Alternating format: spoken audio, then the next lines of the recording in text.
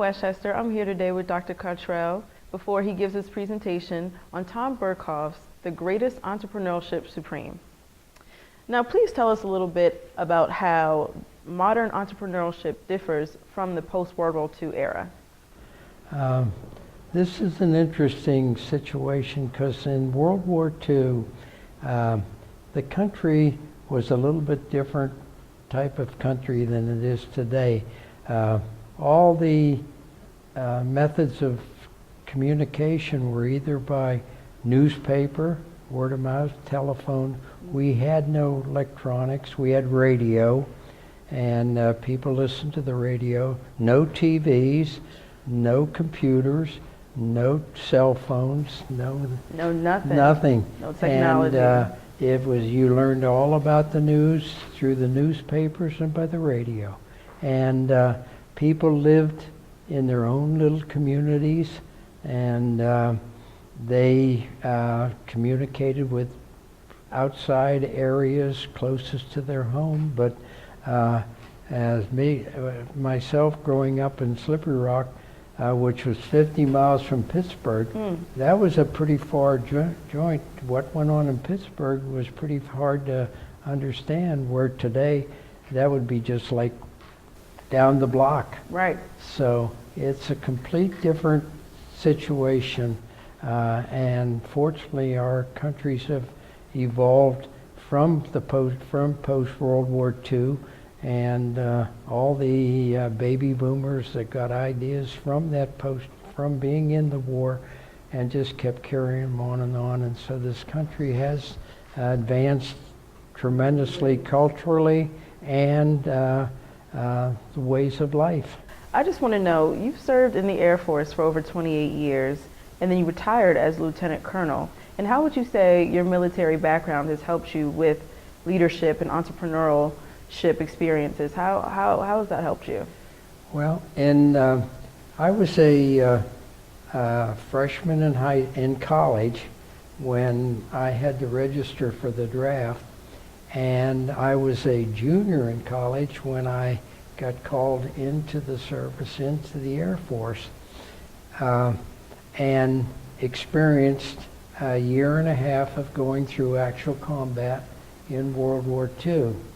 And then with the experiences that I had in World War II, where we were flying combat missions against the German pilots and the Italian pilots, and it gives you a different perspective on life. Yeah. You learn that the next day may be your last day. Wow. And it may be the last day for the person that you're going against.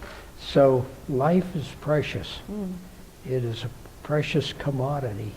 And over the period of time of serving a year and a half, where each day you got up, you never knew what was going to be happening.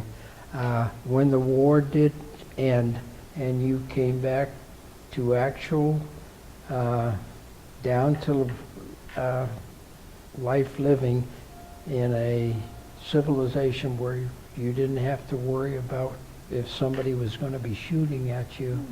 Those experiences carried on and made it easier for you to look upon what you wanted to do, and made you more disciplined, more trusting in your fellow man, more recognize the need for good friendship and things of that nature.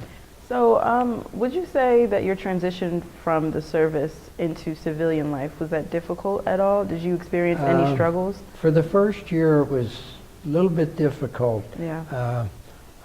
I came back from the service having a daughter that I'd never seen.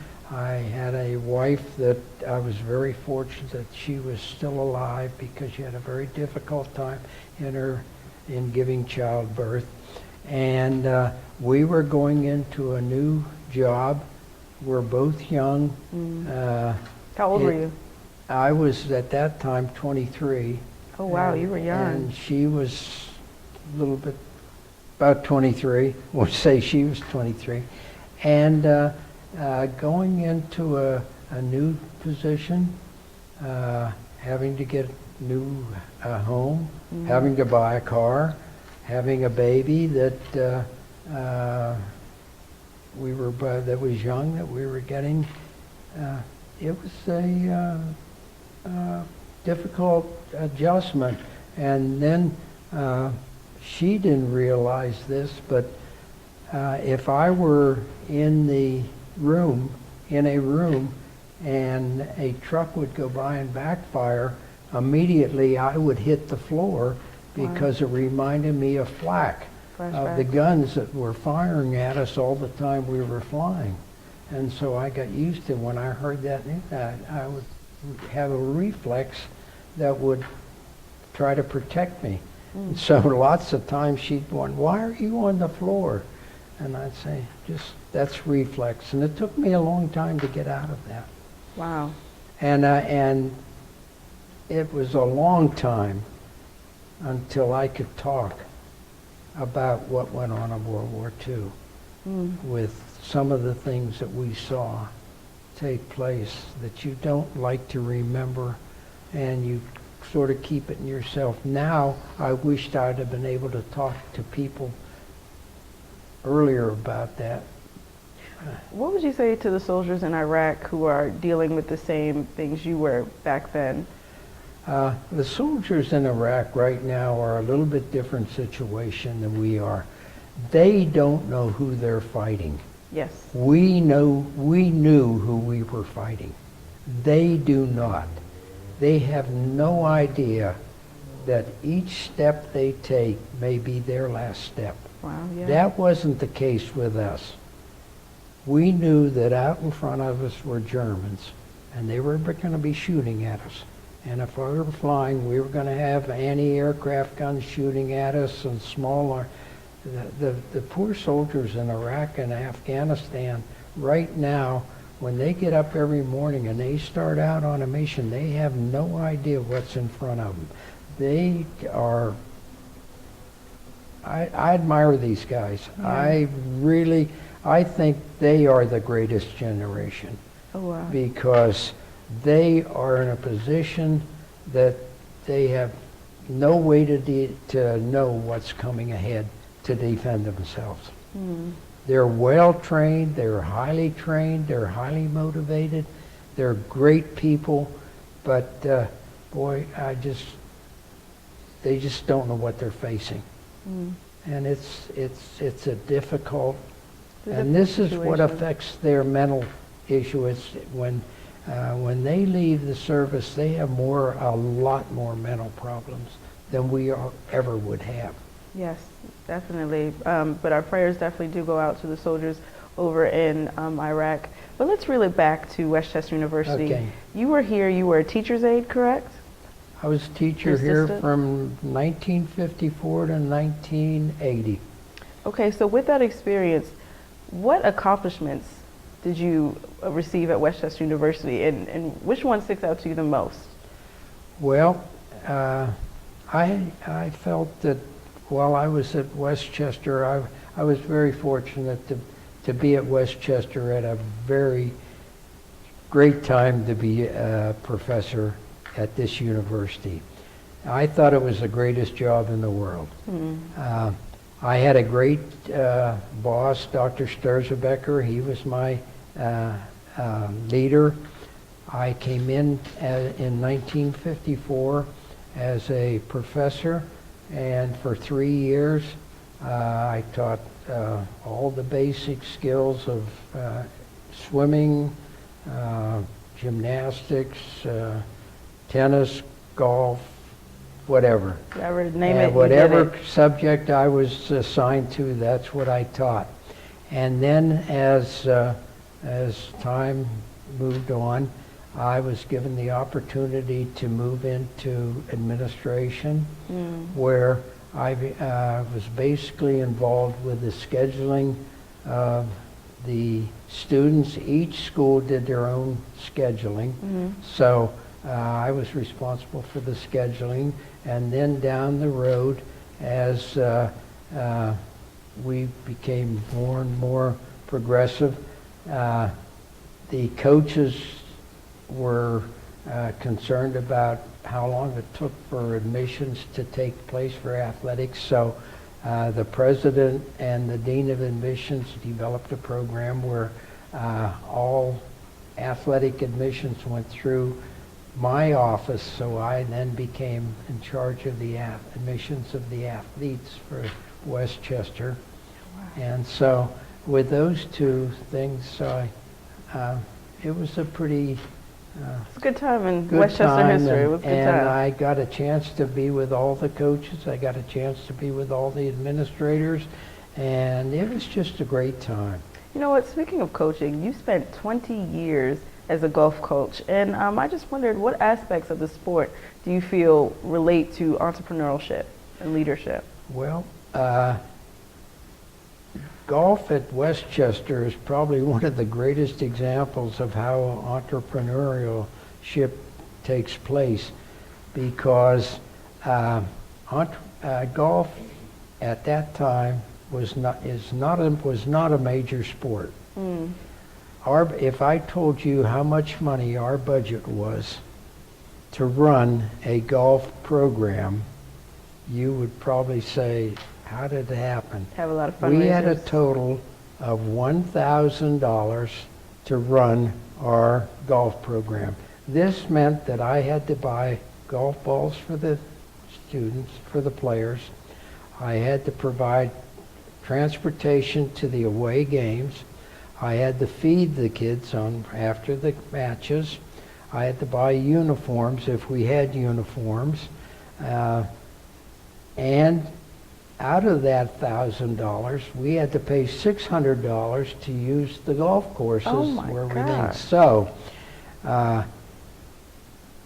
it cost me as a coach probably around $2,000 a year to coach the golf team. But that was immaterial. That had nothing to do with it. The golf program was that we had no scholarships, but we were able to recruit young men to come into Westchester with the idea that if they were good enough and they could win a conference championship, they could go to the national tournament.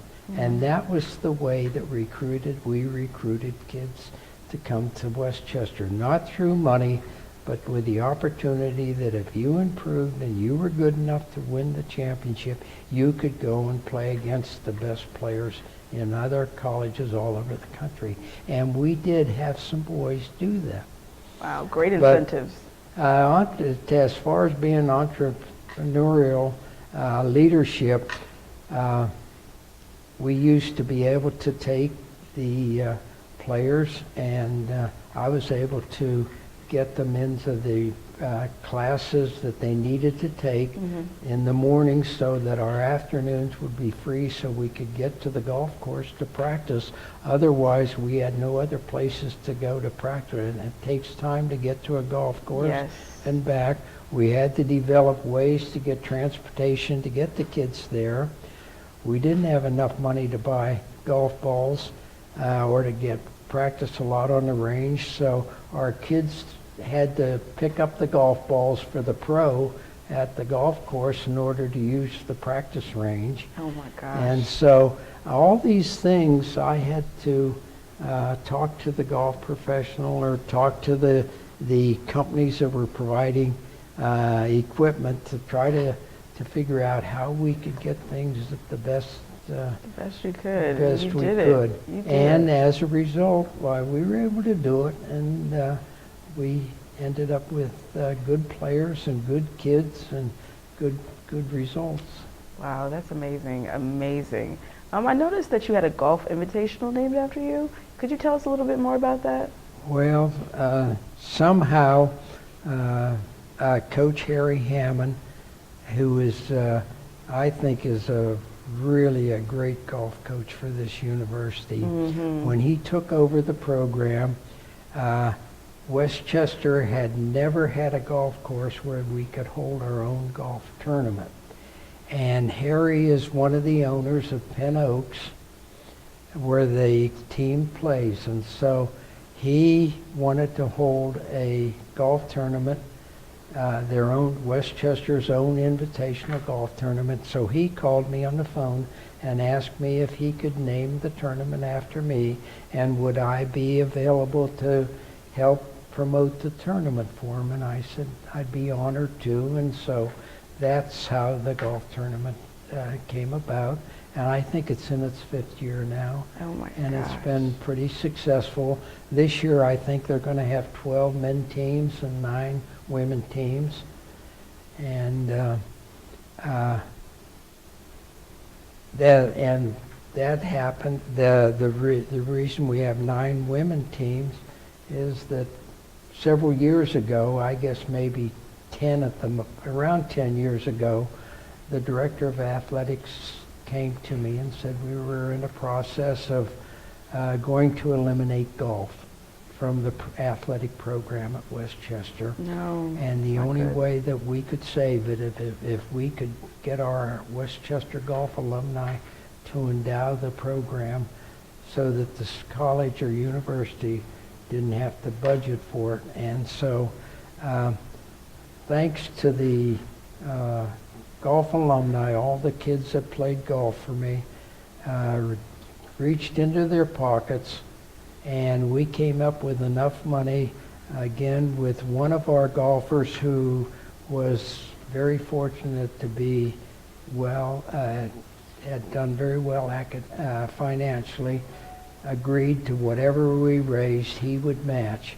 So we raised enough money to guarantee the program would never be eliminated from the athletic program at Westchester. But one of the stipulations was that there had to be a ladies program started. Mm-hmm. So that year they started a ladies program, and so we now have a ladies Women's golf golfing. program on Westchester, and it's doing very well with Doug Hendricks, and it's going to be here forever also. I'm not too good with golf, but I think I might just try out for the team. Well, that's good. Yes. He's looking for young ladies, and he's done a very, very fine job with bringing that team along. But it's so important that these kids that enjoy the sport have an opportunity to play competitively against other people, whether they win or lose.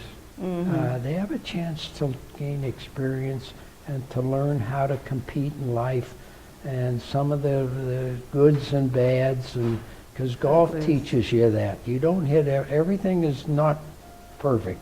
You have bad days and you have good days, and so golf's a good program to teach you exactly what life's about. Let me just ask you in closing, looking back at the span of your life with just the service, you had teaching, golfing, all these different elements that made up your life. What would the theme, if you could place a theme on your life, what would you want that to be? And what advice can you give to the graduating class of 2014? Well, the first thing I'd say is that they have to realize life is precious. Yes. Life is very precious. Secondly, the most important thing in my life has been my family. Yeah. And family is very precious too. A lot of people in this society do not have a good family You don't life. value family, or They have a mixed family. Is not a close family. And if I had one thing, I would hope that kids would have a mom and dad that they could talk to, that they go back with their problems with, and the mom and dad can help them with their problems.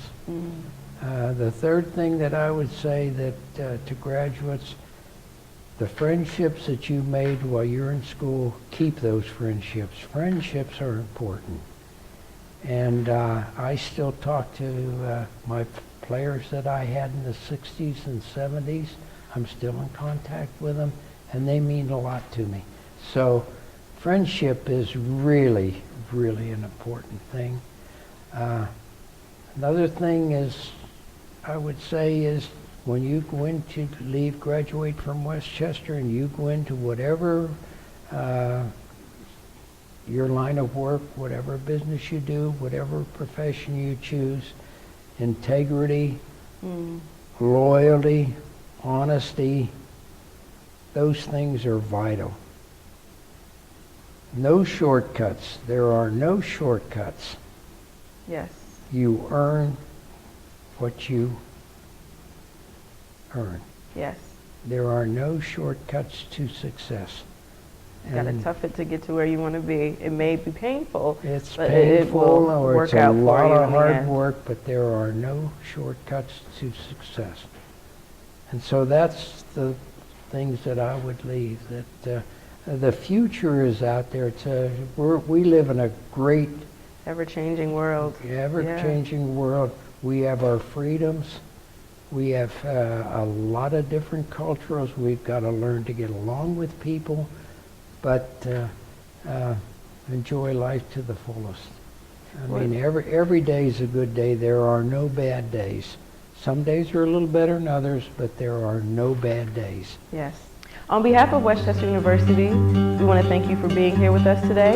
I'm Marie Lewis, and this has been a special presentation of WCU-TV.